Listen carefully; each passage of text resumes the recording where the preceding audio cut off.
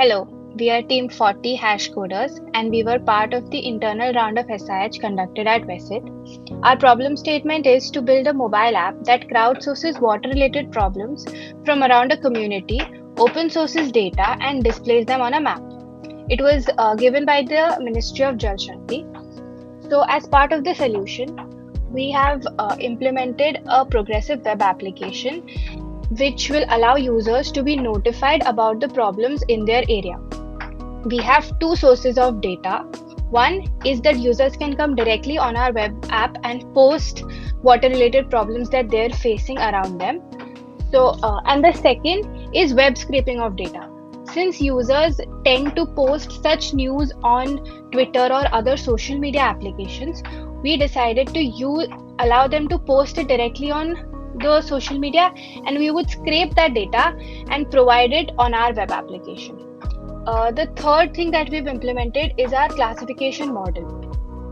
So, since the problem statement asked us to classify data in the following labels: flooding events, water quality issues, urban flooding, and drainage problem, we have provided users on our platform to manually select a class for their problem.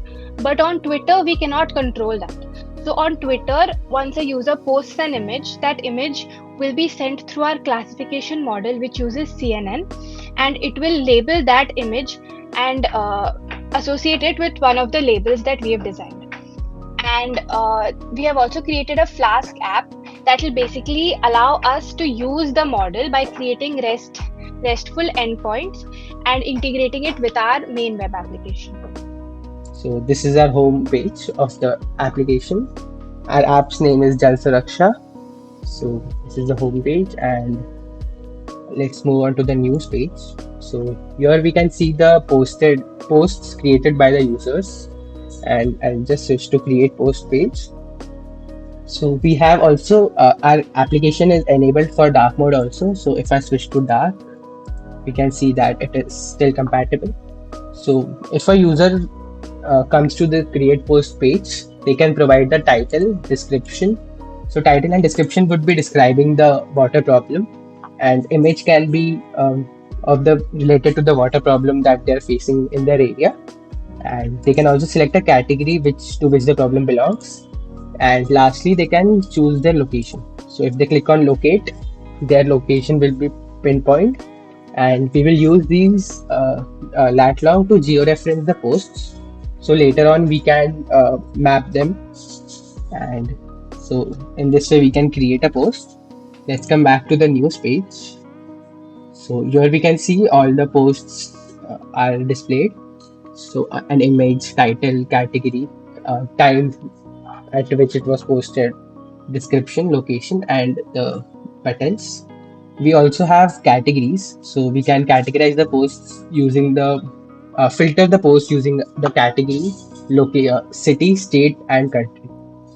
So if I click on flash flood, it will show me the posts related to floods. If I click on algae growth, it will show me the posts related to algae growth, and similarly. So this was it for the our web application part. Our next module was scraping data. So just the idea of scraping is that if a user posts something on Twitter, for example, I'll just create a post. So I'll use our hashtag, which is SIH 2023 HashCoders, and give a basic description about the problem. So I'll just choose clogged drain. I can also add an image. This image will then be used for classification. So I'll just post it, and then next, Yashvi, can you screen share?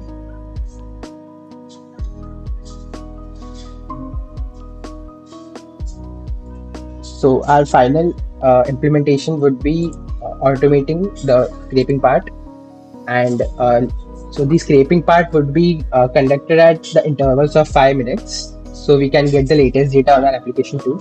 So now the scraping is triggered, and so once it's successfully done, we can check that page on our check that post on our application. So as we can see, this was the post that I made on Twitter. cloud drain this image, and it was posted just now. And so these were the two channels through which we are sourcing data. One was creating a post on our application, and the other was scraping data from Twitter. They both the data eventually is being displayed on our application itself, be it if it is created on our application or scraped from Twitter. And ultimately, these posts are displayed here and also on our maps page. So if I go to the maps page, we can see all the posts uh, reference to the geolocations. And if I click on a card, we can see that some details of the post are displayed here. And if I click on explore, it will take me to the individual page of the post. Now let's go back to the maps page, where we can also check the filter categories. So if I click on any filter, for example waterlogging, it will only show me the tiles which are related to waterlogging. So if I click on it, we can see waterlogging. So this is basically filtering the posts. So the next thing is our classification model. So we have used CNN to make a model which will take the images as input and classify them into these classes. So the classes are flash flood, waterlogging, pipeline damage, cloud rain, algae growth, industrial waste, garbage disposal. So this part is important because the it is not necessary that the posts made on Twitter will always contain a class or a classification map to them. So if even if we get an image from Twitter, we can use our classification model and classify the post to the specific class and display them on our application. So, one of the main issues we faced was authenticity. How do we know that the data that the user posts is actually authentic and the problem actually exists? So, the solution that we thought of for this was that once a user posts something, there is a latitude and longitude associated to that post. Every user registered in our application who is within a 2 kilometer radius of that post will receive a push notification that this problem has been reported in your area, and that user will have the option to upvote or downvote that problem. If the user upvotes the problem, this means that the user also has faced similar issue in that area, and that will help us know that the data that we're posting and the data that we're actually getting on our application is authentic. Apart from this, we have also created an admin dashboard. So our application just has all of the data related to water problems in one place. Now, this admin dashboard is for the Ministry of Jal Shakti. They will have a place to manage all of these water related problems that are being posted on our application. So this has in the beginning just a visualization of all of the problems and categorizations. So like you can see, all of the problems and how many are reported are just shown graphically and using a pie chart. Apart from this, we have created a streamlined process wherein each stage of the issue can be given a specific tag. So once the issue is posted, it is fetched on the admin dashboard. That is the first stage. Then the second stage is that it is issued and registered, and then it is initiated. Now, once it is initiated, the admin will have the ability to assign a user to that particular task.